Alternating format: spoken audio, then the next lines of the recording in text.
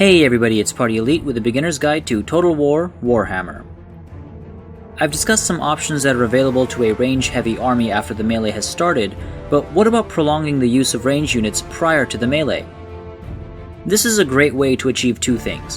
One, you'll thin your enemy out more than usual as their approach to your front lines will take longer, and two, you'll tire your enemy out more than usual, giving you an added upper hand in the melee.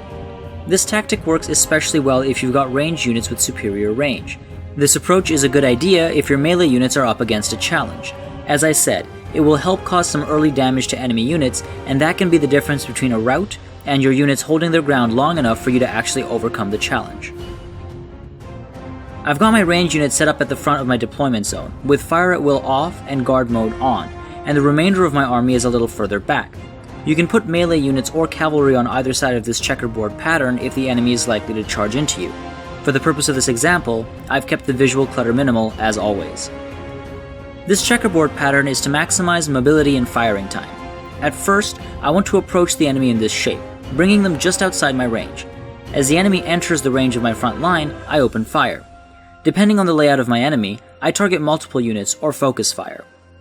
As the enemy continues its approach, my second line opens fire when they enter range.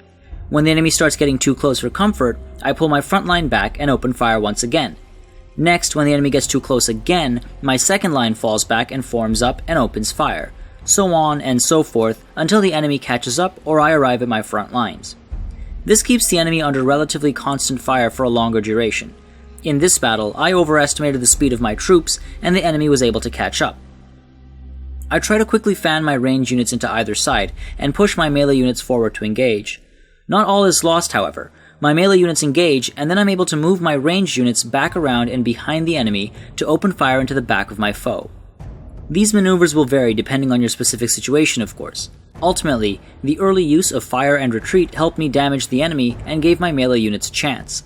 This battle without any ranged units was a horrible loss, as can be expected, and with a more standard use of ranged units was a Pyrrhic victory where I lost 482 men.